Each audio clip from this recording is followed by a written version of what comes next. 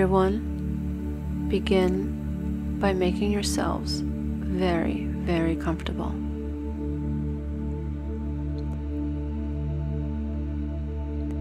Make sure to shut off all cellular devices, computers, laptops, and phones.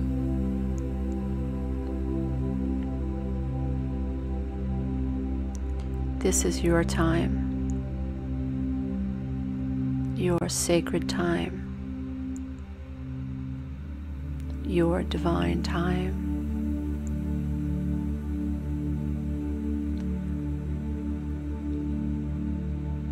This meditation has been created to help you understand why it can be so difficult to attach to empathize with, to nurture, and to see the divine in a child.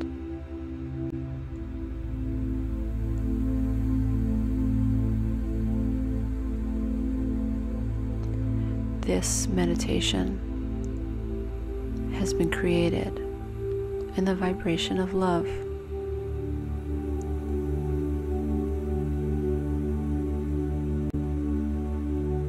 This meditation is infused with vibrations of love.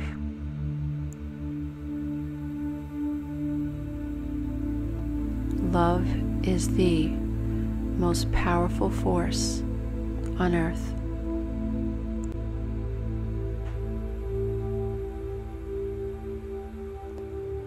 Love is the energy that heals all things.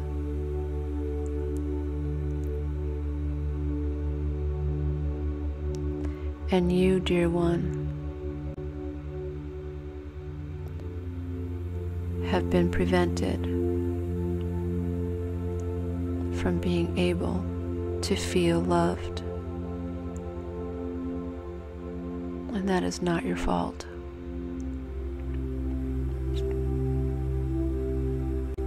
Due to circumstances beyond your inner child's control, the greatest force on earth has been withheld from you for so long.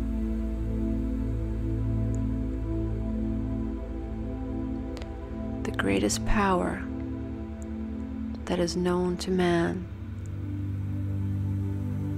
has been kept from you, and that is not your fault.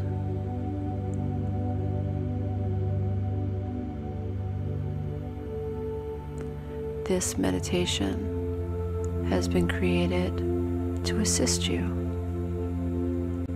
to move you, to heal you, to help you expand your understanding of self,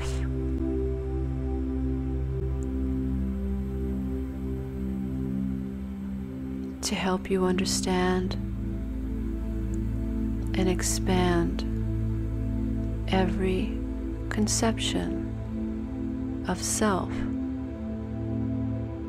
that has been programmed into the subconscious child's mind.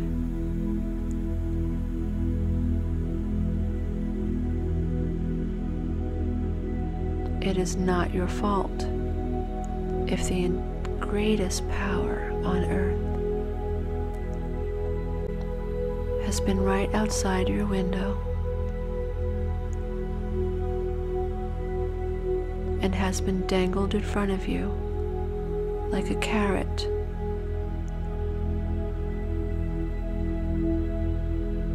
And that those who were supposed to flow love to you did not. It is not your fault that if on the healing journey it is difficult for you to imagine and to nurture the divine inner child, he or she may be foreign to you, that is not your fault.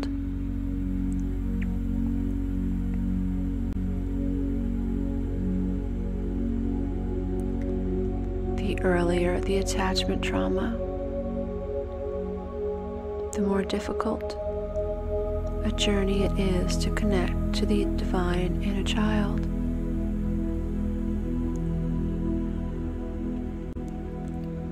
Many of us have been wounded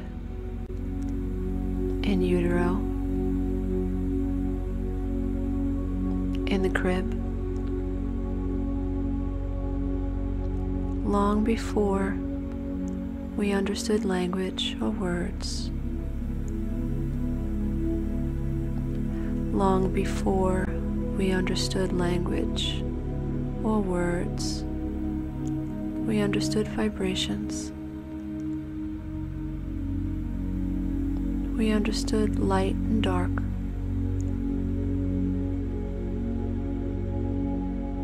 We understood lack and more.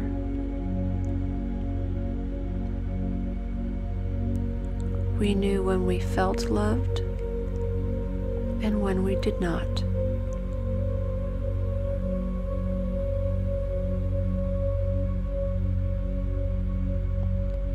It is not our fault.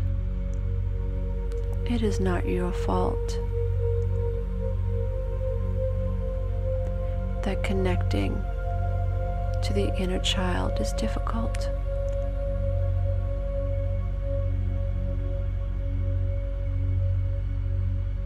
That is not your sin. You have been abandoned by people who lived in the darkness, who may even, on the surface, pretend to live in the light.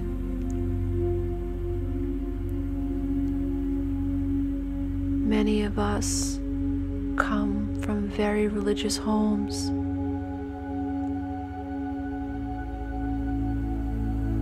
And we watch as children, as those we love, use biblical terms, scripture, and teachings against us.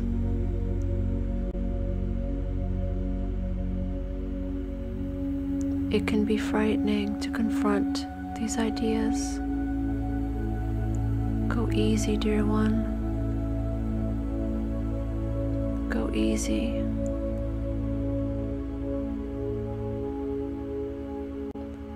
Many of us grew up with parents who told us over and over and over how wonderful they were, how smart they were, how righteous they were, how trustworthy they were. And yet, inside of us, we felt the opposite. We felt the darkness.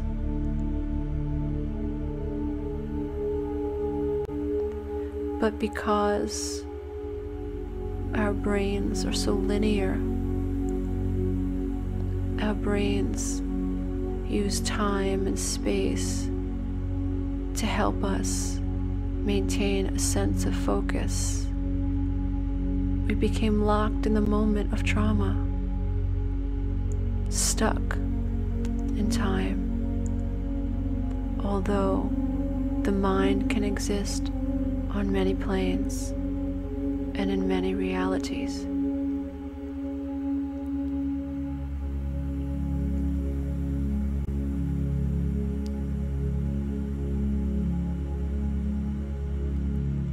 When a child is traumatized, the brain believes it must be the child's fault. It helps the brain make sense of the trauma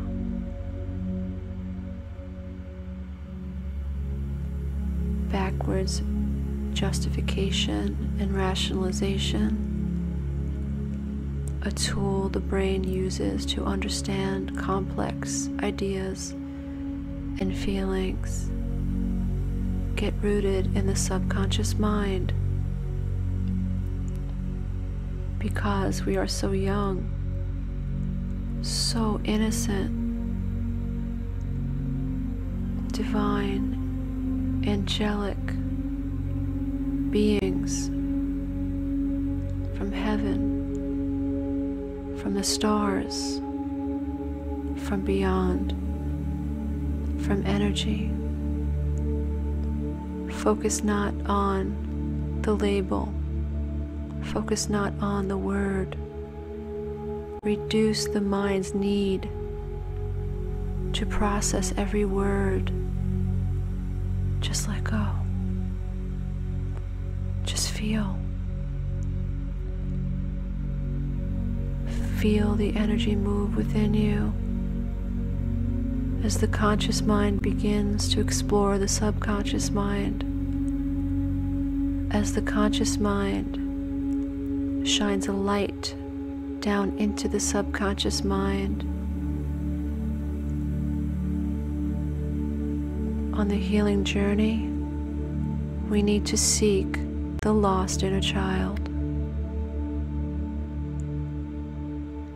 We need to call out for the lost inner child. She is there. He is there. And in time,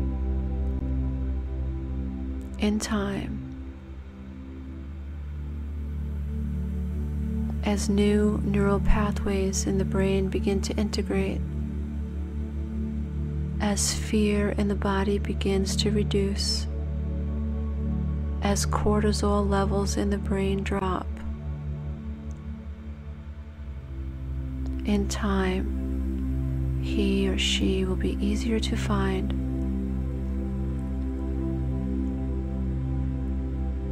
It is not your fault that it may be impossible for you to visualize or imagine or hold or cradle your divine inner child. That's not your fault. You don't feel worthy of that kind of love, that kind of connection has been withheld from you. And as your mind cognitively begins to understand why it is difficult for you to connect to the inner child, it will be easier to connect to the inner child. These ideas are all brand new. Some are scary because we have tied our identity to so many things that have nothing to do with the self. We are not our gender. We are not our race. We are not our religions. We are not our bodies or our hair. We are extensions of Creator. Resist the need of the mind to label Creator.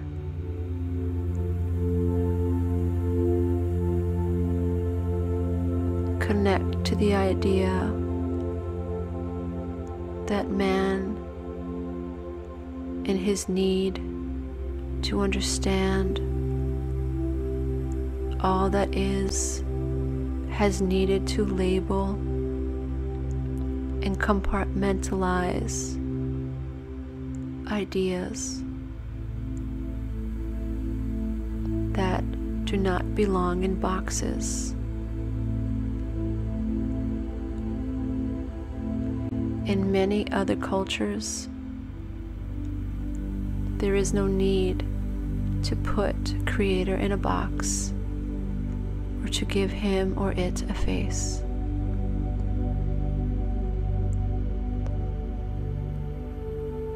Expand your idea of who and what created you.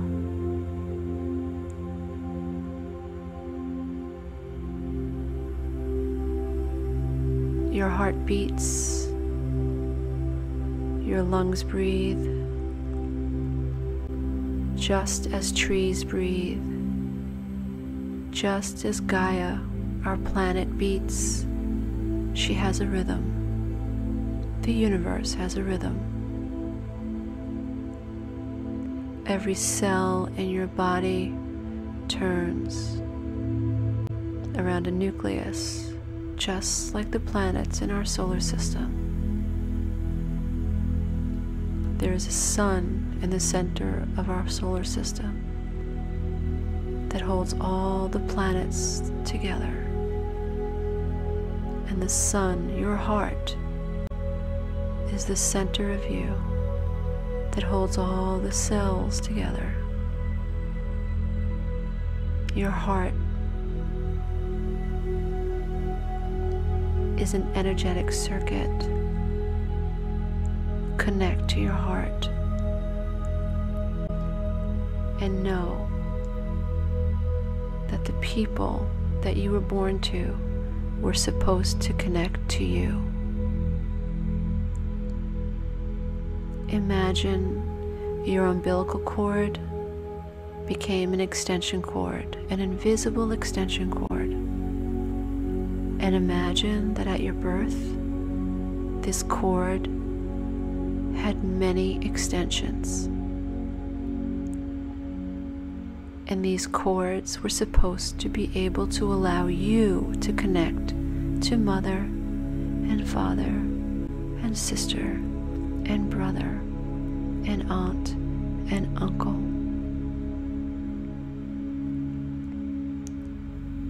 In a perfect society, children would be able to connect to everyone and trust everyone. And like little light bulbs, children would walk around glowing happily. No doubt that they were worthy of love. They would be connected to love.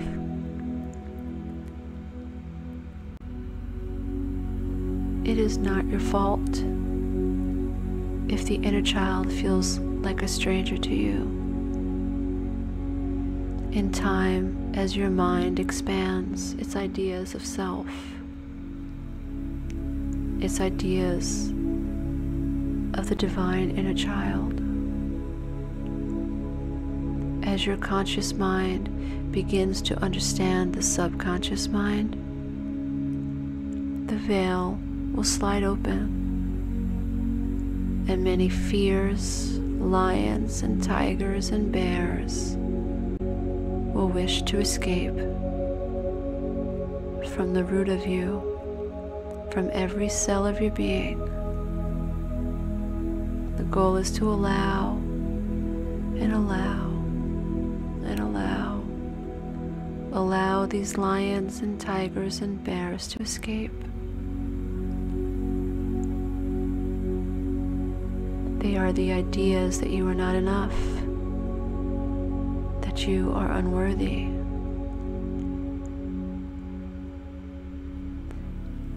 Let them go. Let them go. You are an organic being,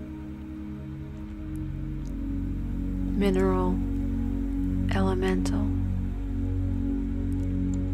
Connect to that idea.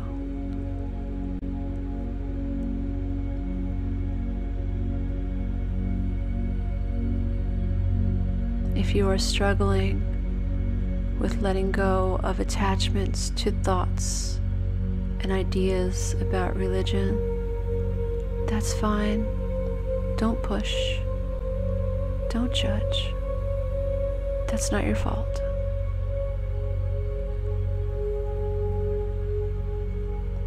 You are love.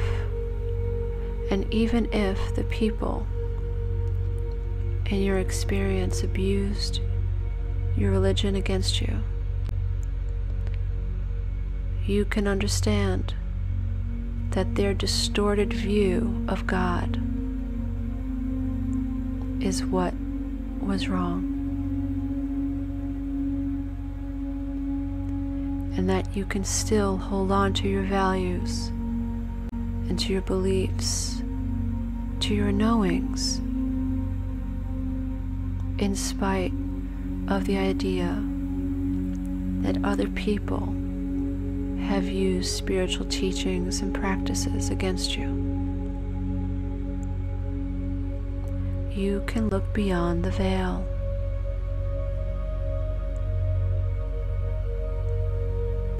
You can know that people are asleep.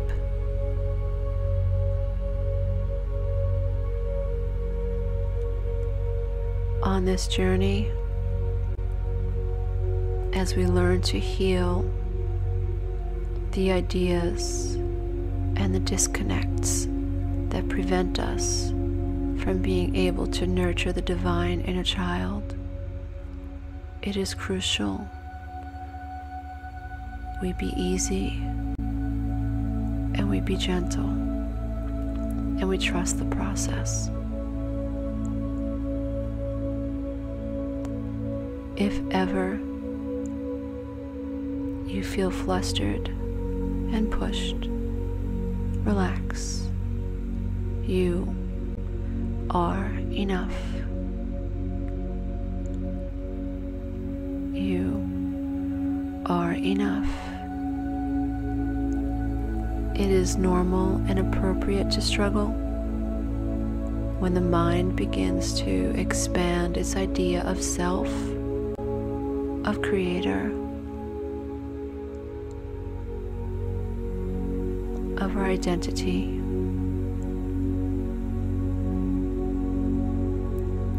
The mind is full of ideas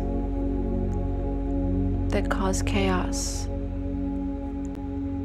unnecessary chaos, because the truth is, you are enough. You are saved. There is nothing you need to do to be good enough for Creator, for the Grand Designer. You are a member of the human race, created in the image and the likeness of Source itself. Try to resist needing to label Creator or Source. These are only words used to help the mind understand vast open concepts. The human mind is boundless. Consciousness is boundless.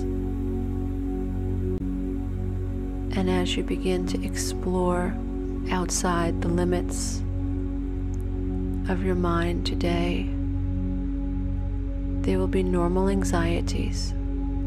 Bless them. Bless them.